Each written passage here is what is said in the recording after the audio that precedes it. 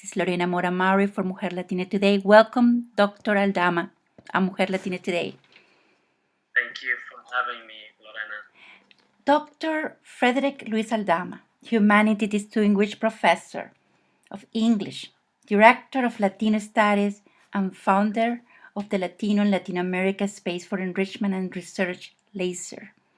We know about you, an extraordinary visionary, a man that's building bridges. Tell us a little bit about you that we don't know about you, and where you found that strength to become who is today Dr. Frederick Luis Aldama. Very, very nice question, Lorena. Thank you. We all have these moments in our lives we can go back to, and I would probably have to point to two very strong women in my life, my mother and her mother. And it starts actually I'll be as brief as possible, but it starts with my grandmother, my abuelita, and her mother brought her up from Guatemala during the Depression, and the father was supposed to meet them in Los Angeles, and he never made it. And so my great-grandmother, Mima, raised 6 children in East Los Angeles by herself, working in a factory, a sewing factory. And my grandmother, when she was about 15, also started working in that factory, in that same sewing factory. But already at 15, she was very determined. She knew that she wanted to make life better for the next generation. She knew that this was way in the early days, before anybody had their eyes on Latinos or our situation. And so she a little bit weird. She said to me, I married the first tall white man that I met. She was very smart, very practical. She knew there were obstacles, but to make it easier for the next generation, she lightened the family and made us taller. She ended up marrying an Irish American she met in the church, Catholic church, and they had a family, my mother and her sister. And when my mother was 18, she got on the bus to go to Guatemala City, where she had heard about all of her relatives. And she stopped in Mexico City and met my dad. And I was nací in L.A.S.E.R. I was born in the big city, and we lived there till I was about 4, and we moved back to California. Now, my mother decided that it was easier, life would be easier without my dad for different reasons. So she raised us by herself, and she went and got her degree as a teacher because she wanted to become a bilingual ed teacher. She didn't like the way me and my siblings had been treated, especially coming up from Mexico and having basically with the ruler, whenever we spoke Spanish, it hit and beat out of us. So she wanted to give back to the community. She actually gave her life literally to elementary school education in California. She died last year, and I think it was a cancer that she got because of all of the crop dusting with chemicals right next to the school where she taught. So a big inspiration from these two women who saw obstacles, who overcame those obstacles, and in their different ways, and open doors for me and for the next generation and for children. But I see leadership from raíces, when we say that, with roots. But I see very practical women. Sure, they were visionary, don't you think? I do. And women, and I think you and I know many of these women who there are obstacles, but they figure out ways to get around or overcome those obstacles. So a visionary, you're building bridges, you're working to change the life of a student the way your mom and your grandmother changed it.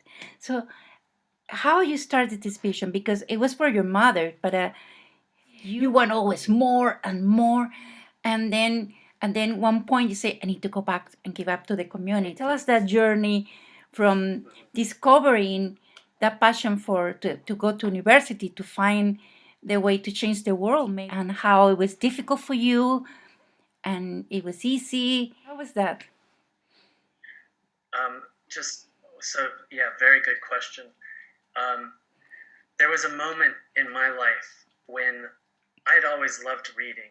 Reading was very important to me, and the librarian, more than my class teachers, ended up becoming one of the most important people in my life because she showed me open doors to how we can learn and the knowledge that we can gain, and in gaining that knowledge, learn better how to actually overcome obstacles. I mention this story because there was one moment in my life when I chose to stay home and read instead of go out with my friends. And my friends ended up with an older brother getting into very serious trouble. And my best friend, who was also a big reader, ended up in the car with the older kids and with a criminal record. And there was that moment, and I think a lot of us have these moments, especially in the Latino community, where it could have gone one way or the other so easily. And a constant reminder to me about the importance of knowledge, of learning, of opening those doors as ways to transform positively our world and not slip into those negative ways that some look to try to change things, right? So that was a very, very strong motivation for me. I am the product of affirmative action, and I'm very proud of it. I went to Berkeley as a young Latino, and I got in because of affirmative action. There isn't affirmative action anymore.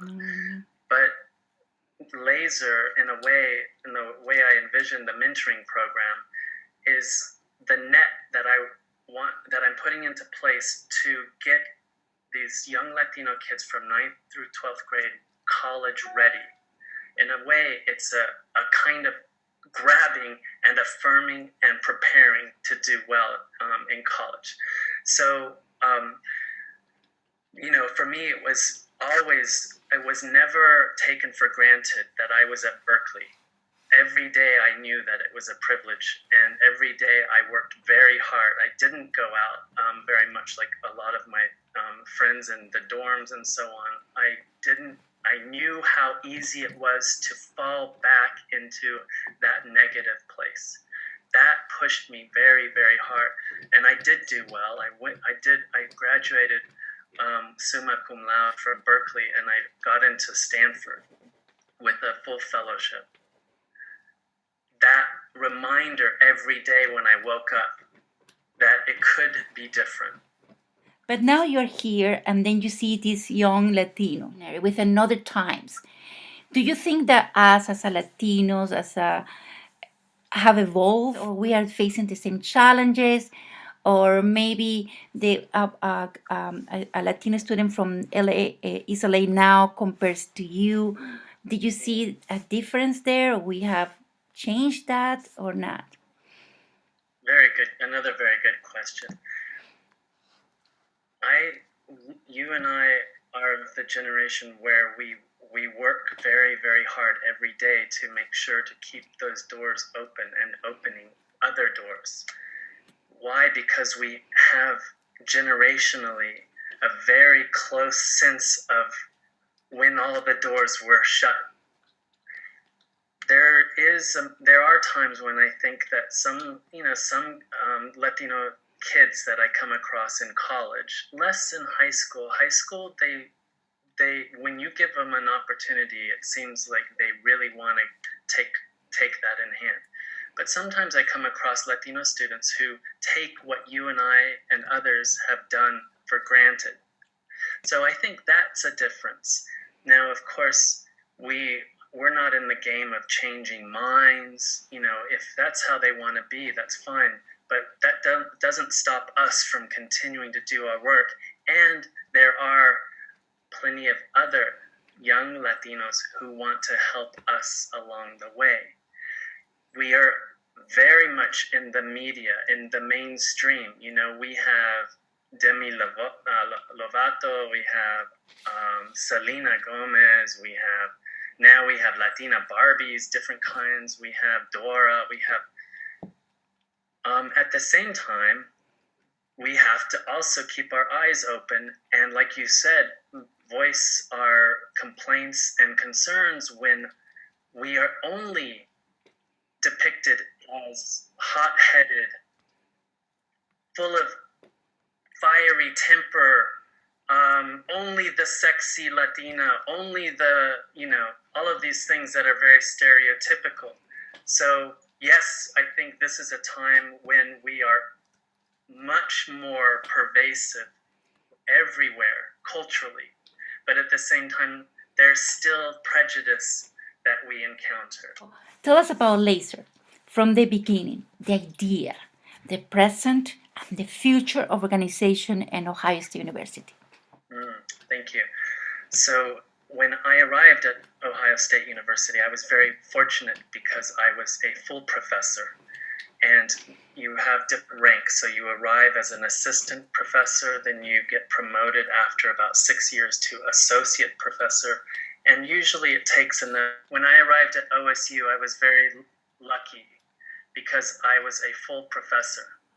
That usually takes a long time to get to the level. What that meant is I could focus my energies in realizing this dream of creating a mentoring system that works through 12th and into college, where you also have not just the undergraduate students working with the Latinos in the high schools, in the community, but also graduate students working with undergraduate. It's not just about getting them to college or getting them to graduate school. It's about creating an environment that grows these spectacular minds. Why? Because they're our future, as you know. They're our future. And so in 2009, I approached the president, Gordon Gee, and I told him what I wanted to do. And he was very supportive.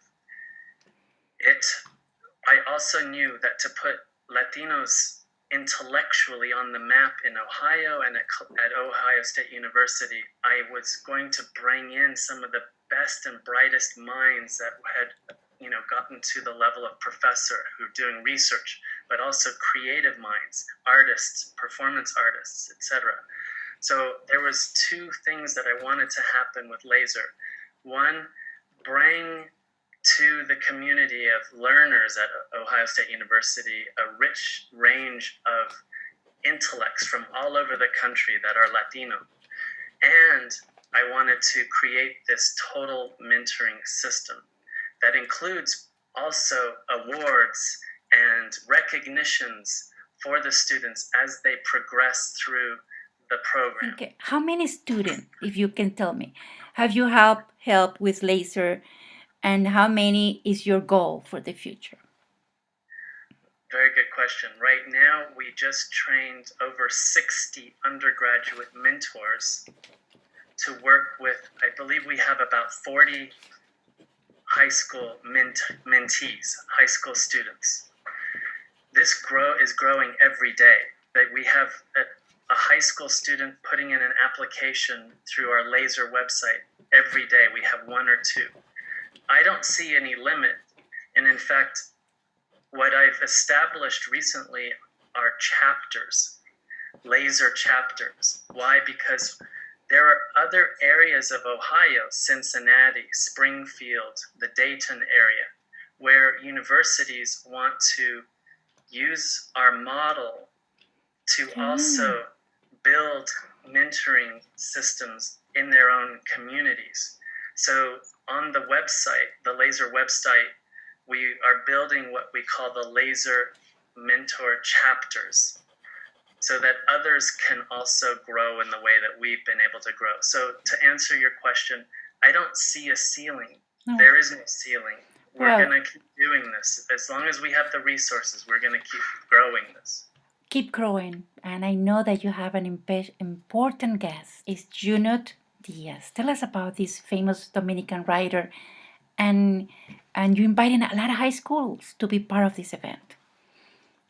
Yes, so that's Junot Diaz. You know, he's the second Latino to win the Pulitzer Prize for fiction. Oscar Huelos, he wrote the Mambo Kings play Songs of Love, was the first one. And someone like Junot Diaz, who has received the top recognition in this country for creative work, it's remarkable to be able to bring him to OSU and to have the young generation see him, be around him. There's an opportunity for them to meet him and to hear his story. He had a very difficult story, like many of us, but he followed his passions, his dreams. He worked very, very hard. It took him about 7 years to write this new book that he just published. So again, another Latino who, through hard work, perseverance, and also a structure around him, was able to push him up and for those doors to open. Dr. Frederick, something that you would like to share, a message, something that a Latino student will hear this message and they say, I want to be there. And I would say this to the students and the next generation and to everybody. Don't listen when people say no. When people say no, and they will, you take that as an opportunity to reach out to people that will say yes and see the world as a world of possibilities. That can be very tough sometimes when teachers are telling you that you are not capable for whatever reason. We don't know where that comes from. That's a big tragedy. But, you know, we do not have to listen to those people. There's Lorena, there's Aldama, there's others out there. And we are doing the work to see possibilities in everybody. We are doing the work to transform our world and those within it to be a better place tomorrow. With that wonderful words, Dr. Frederick, thank you so much. Thank you, Lorena.